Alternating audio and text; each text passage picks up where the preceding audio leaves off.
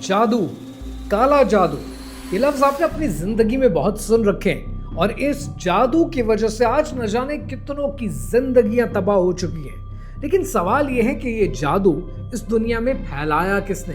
क्या ये शैतान ने फैलाया या ये फॉलन डीमंस ने फैलाया या ये फैलाया उन दो फरिश्तों ने, हारूत और मारूत, जिनका जिक्र आपको कुरान मजीद में भी मिलता है।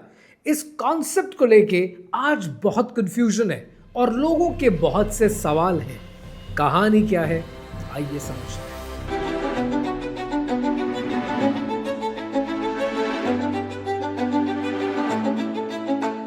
पिछले दिनों मैं एक रेस्टोरेंट में कुछ दोस्तों के साथ बैठा खाना खा रहा था, तो एक यंग बच्चे आए, 4-5 बच्चे होंगे, 18-20 साल के होंगे। उन्होंने देखा कि मैं मौजूद हूँ, उन्होंने मेरा शुक्रिया अदा किया, बड़ा अच्छा कंटेंट बनाते हैं। जैसे ही वो गपशप लगने के बाद जाने लगे तो मुझे कहने लगे कि मैं तो यूनिवर्स बी विद यू। मैंने उनको टोका, मैंने वापस आने को कहा। मैंने कहा ये आपने आखिरी जुमला क्या कहा है? तो कहने लगे कि कुदरत आपका ख्याल रखे, आपको प्रोटेक्टेड रखे, बस हमने तो यही बात की है। तो मैंने उनको शिकायत की कि हम अल्लाह सुब्हानहू तआला के लिए फोर्स का लफ्ज़, यूनिवर्स का लफ्ज़ क्यों इस्तेमाल करते हैं? तो वो बच्चे मुझे आगे से कहने लगे कि आपने वो फिल्म नहीं देखी, इतना मशहूर तो जुमला है कि जब किसी चीज़ को शिद्दत से चाहो तो पूरी कायनात तुम्हें उससे मिलाने लगती है। And they were referring to some movie of bye Shahrukh Khan. और मैंने उनसे तब भी कहा कि भाई एक फिल्म के जुमले को आपने ज़िंदगी की हकीकत मान लिया है, ये कहाँ का इंसाफ है? और आज नैरेटिव्स को लेके कॉन्सेप्चुअल वॉर्स इतनी ज़्यादा हैं कि जब भी कोई जादू का जिक्र करे तो आज लोग कहते हैं कि जादू को फैलाने में उन दो फरिश्तों का हाथ है कि जिनका नाम हारूत और मारूत है, जिनका जिक्र कुरान मजीद में है। उन्होंने इस दुनिया में जादू तब फैलाया जब वो इस दुनिया में आए, इस दुनिया में उन्होंने गुनाह किए और गुनाह करने के बाद उन्हें सज़ा दी गई। अभी ये कॉन्सेप्ट आपकी ज़िंदगियों में पैदा कैसे किए जाते हैं और ये सही कॉन्सेप्ट है क्या, आइए समझते हैं। इस कॉन्सेप्ट के मुताबिक अल्लाह सुब्हानहू तआला के पास फरिश्तों की कमी नहीं है और वहाँ पर हर फरिश्ता डिवोटेड है, डेडिकेटेड है अल्लाह सुब्हानहू तआला के हुक्म को बजा लाने के लिए। और उन्हीं में मौजूद थे दो फरिश्ते, एक का नाम है हारूत और दूसरे का नाम है मारूत। और ये अपनी डिवोशन की वजह से बहुत शोहरत भी रखते थे। एक दिन उन्होंने अल्लाह सुब्हानहू तआला से कहा कि जो इंसान तूने ज़मीन पर आबाद किया है ये ख़ता का पुतला है। हमें लगता है कि ये ज़रूरत से ज़्यादा ख़ताएँ करता है। अगर हमारे अंदर इंसानी ख्वाहिशात पैदा हों और अगर हम इस दुनिया में जाकर आबाद हों तो हमें लगता है कि हम इतनी गलतियाँ नहीं करेंगे जितनी गलतियाँ और गुनाह ये इंसान करता है। अल्लाह सुब्हानहू तआला ने उनकी बात सुनी और आजमाइश के तौर पर उन्हें ज़मीन पर भेजने का फ़ैसला किया।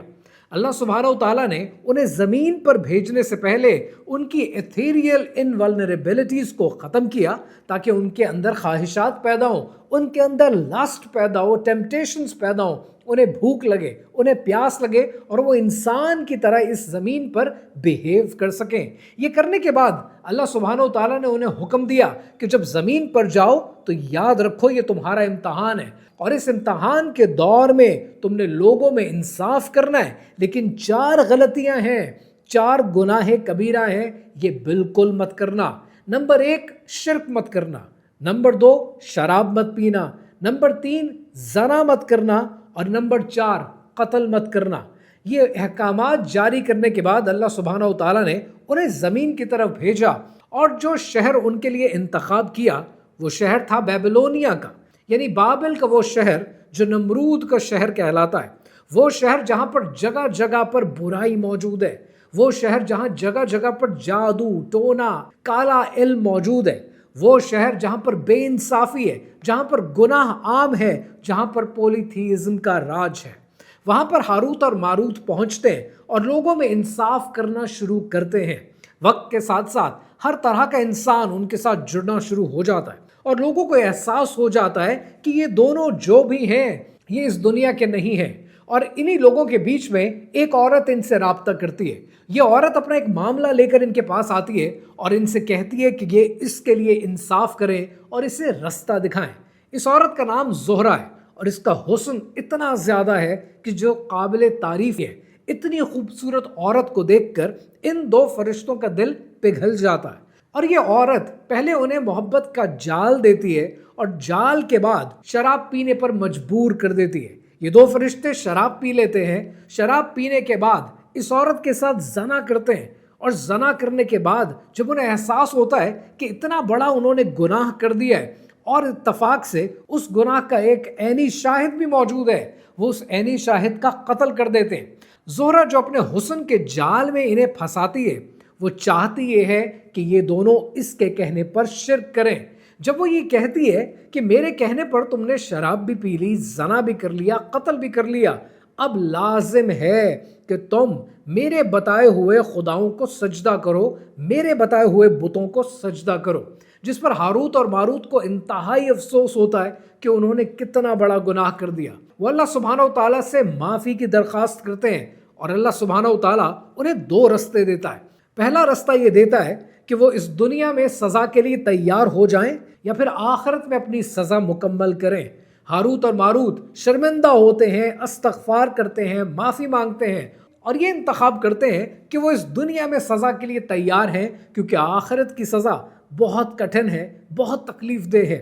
اللہ سبحانہ و تعالیٰ ان کی یہ درخواست منظور کر لیتا ہے، اور زمین کے اندر بابل کے ایک گہرے کنویں میں انہیں الٹا لٹکا دیا جاتا ہے، جہاں پر اب یہ تا قیامت تک موجود رہیں گے، اور یہی ان کی سزا ہے۔ ہاروت اور ماروت کو سزا دینے کے بعد اللہ سبحانہ و تعالیٰ نے زہرہ کو وینس کا پلانٹ بنا دیا اور ایک سیلیسٹیل بینگ میں کنورٹ کر دیا۔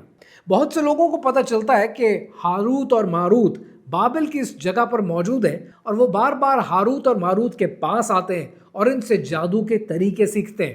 ہاروت اور ماروت انہیں بار بار کہتے ہیں جو ہم سے پوچھو گے ہم بتانے پہ مجبور ہیں، ہم تمہیں جادو کا طریقہ بھی بتا دیں گے، مگر یاد رکھو کہ ہم تمہاری آزمائش ہیں اور تم کفر کبھی مت کرنا۔ لیکن لوگ بار بار ان سے رابطہ کرتے ہیں، ملاقات کرتے ہیں، جادو سیکھتے ہیں، اور وہ لوگ پھر اس جادو سے دنیا میں فساد مچاتے ہیں۔ اب یہ واقعہ آپ کو کسی اسلامک ایسکیٹالوجی میں نہیں ملے گا، یہ واقعہ آپ کو قرآن و حدیث سے نہیں ملے گا۔ آپ علماء کو، اسکالرز کو پڑھ لیں، یہ واقعہ آپ کو وہاں نہیں ملے گا۔ یہ واقعہ آپ کو صرف یوٹیوب پہ ملے گا، یہ واقعہ آپ کو ریلز میں ملے گا، اور یہ واقعہ آپ کو ہر اس لٹریچر میں ملے گا جس کا تعلق اسلام سے نہیں ہے۔ اور اس کی وجہ یہ ہے کیونکہ یہ واقعہ اسرائیلیات سے ہے، جو جوڈائزم کے کانسیپٹس کو ایکسپلین کرتا ہے۔ اسلام کا ویو پوائنٹ اس سب کے بارے میں بہت مختلف ہے، لیکن ہم فیتھ سے زیادہ اپنے موبائل کی فیڈ پر یقین رکھتے ہیں، اس لیے آج ہمارے کانسیپٹس کلیئر نہیں ہو پاتے۔ سب سے پہلے یہ بات اپنے ذہنوں میں کلیئر کر لیں کہ جب آپ ایمان لاتے ہیں تو اللہ سبحانہ و تعالیٰ پر، اس کے رسول صلی اللہ علیہ وآلہ وسلم پر، آسمانی کتابوں پر، آپ فرشتوں پر بھی ایمان لاتے ہیں، اور آپ کا ایمان یہ کہتا ہے کہ فرشتے ڈیوائن ول کے علاوہ کچھ نہیں کرتے، نہ کچھ کر سکتے ہیں، یعنی جو انہیں حکم دیا جاتا ہے وہ اس حکم کو مکمل کرتے ہیں۔ تو فرشتوں کا زمین پر آنے کے بعد گناہ کرنا یہ بالکل عجیب و غریب سی باتیں، اور ان باتوں کا ذکر آپ کو اسرائیلیات میں ملتا ہے، جہاں پر آپ کو جوڈو کرسچن نیریٹیوز ملتے ہیں۔ اس کے علاوہ کچھ لوگوں کا یہ ماننا ہے کہ یہ جو کہانی اور داستان ہے، یہ داستان زوہراسٹرین سے آئی ہے، اور یہ امیشا سپینٹا کی ایک کہانی ہے، اور یہ کہانی پرشیا سے نکلنے کے بعد عرف عام، زبان زد عام ہو گئی اور ہر طرف پھیلنی شروع ہو گئی۔ ابن کثیر کے مطابق ایک یہودی نے اسلام قبول کیا، اور ان کا نام ہے کعب الاحبار، اور کعب الاحبار نے بہت سی کہانیوں کو، روایت کو بیان کرنا شروع کیا، اور وہاں سے یہ مین سٹریم ہونا شروع ہو گئی کہ زہرہ کے ساتھ کیا ہوا، اور زہرہ وینس میں کنورٹ ہو گئی، اور یہ سب کہانی ہے۔ اس کہانی کا اسلامک ایسکیٹالوجی کے ساتھ کوئی تعلق نہیں ہے۔ اگر آپ وہ ایک پرٹیکولر ذکر جو اللہ سبحانہ و تعالیٰ نے قرآن مجید میں کیا ہے ہاروت اور ماروت کا، اگر اس کو پڑھنے کی کوشش کریں تو آپ کو یہ سمجھ میں آتا ہے کہ جب اہل یہود نے حضرت سلیمان علیہ السلام پر الزام لگانے کی کوشش کی تو اس بارے میں اللہ سبحانہ و تعالیٰ نے قرآن مجید میں ارشاد فرمایا، اور وہ اس چیز کی پیروی کرتے ہیں جو شیطان سلیمان کی سلطنت پر پڑھتے تھے، اور سلیمان نے کفر نہیں کیا تھا، لیکن شیطانوں نے کفر کیا اور لوگوں کو جادو سکھاتے تھے، اور جو بابل میں دو فرشتوں ہاروت اور ماروت پر نازل ہوا تھا. وہ دونوں کسی کو نہیں سکھاتے تھے جب تک یہ نہ کہہ لیتے کہ ہم تو ایک آزمائش ہیں, تو کفر نہ کر. اور وہ ان سے وہ چیز سیکھتے تھے جس سے میاں بیوی میں جدائی ڈال دیتے تھے, اور وہ اللہ کے حکم کے بغیر کسی کو ضرر نہیں پہنچا سکتے تھے. اور وہ ایسی چیز سیکھتے تھے جو ان کو ضرر پہنچاتی تھی اور نفع نہ پہنچاتی, اور یقیناً جانتے تھے کہ جو اسے خریدے گا اس کا آخرت میں کوئی حصہ نہیں ہے, اور بری تھی وہ چیز جس کے عوض انہوں نے اپنے آپ کو بیچا, کاش وہ جانتے. اب اگر اس کے آپ میجر پوائنٹرز اٹھائیں تو میجر پوائنٹرز میں میری نظر میں 3 باتیں جو آپ کو سمجھ میں آنی چاہیے. پہلی یہ کہ یہ شیطانوں نے پھیلایا. دوسری یہ کہ جب جادو ہوتا ہے تو وہ بھی اللہ کے حکم سے ہی ہوتا ہے, یعنی اس کا توڑ بھی ہوگا تو اللہ سبحانہ و تعالیٰ ہی آپ کو دیں گے, جو کہ رقیہ میں موجود ہے یا چاروں قل میں موجود ہے, جو آپ بہتر جانتے ہیں. لہٰذا کسی کے در پر جا کر گرنے پڑنے کی ضرورت نہیں ہے جب اللہ سبحانہ و تعالیٰ نے آپ کو سولوشن دے رکھا ہے. اور تیسری چیز یہ کہ جو یہ کرے گا اس کا آخرت میں کوئی حصہ نہیں ہوگا. تو آج جو لوگ صرف پوچھنا چاہتے ہیں کہ بس مجھے یہ پتہ چل جائے یہ ہتھیلی دکھا کر کہ میرا اگلا ہفتہ کیسا گزرے گا, اور میں اسکارپیو ہوں اور کیپریکارن ہوں تو مجھے پتہ چل جائے کہ آج کا دن کیسے گزرے گا, یہ شرک ہے. اور اس شرک کا رستہ روکنا پڑے گا, چاہے وہ ٹیلی ویژن کے مین سٹریم پروگرام کے مارننگ شوز میں ہی کیوں نہ چلے. ابن عباس کی تفسیر کے مطابق ہاروت اور ماروت لوگوں کو کچھ نہیں سکھاتے تھے کہ جب تک لوگوں کو یہ نہ کہہ دیں کہ ہم تمہارے لیے آزمائش ہیں اور تم کفر مت کرنا. تفسیر ابن کثیر کے مطابق جو زہرہ کی کہانی ہے اور جو وینس میں کنورژن ہے یہ ایک فیبریکیشن ہے, اس کا حقیقت سے کوئی تعلق نہیں. امام غزالی نے ہاروت اور ماروت کا کلیئرلی ذکر تو نہیں کیا, لیکن یہ ضرور کہا ہے کہ یہ جو جادو ہے یہ ایک سائنس کی طرح نیچرل پراپرٹیز اور جن کی بیسس پہ چلتا ہے. سو جو اس رستے پہ چلتا ہے وہ بھٹکائے ہوئے رستے پہ چلتا ہے, وہ آخرت ضائع کرنے والے اپنے رستے پہ چلتا ہے, اور وہ اسپرچولی مردہ ہونے کے رستے پہ چلتا ہے.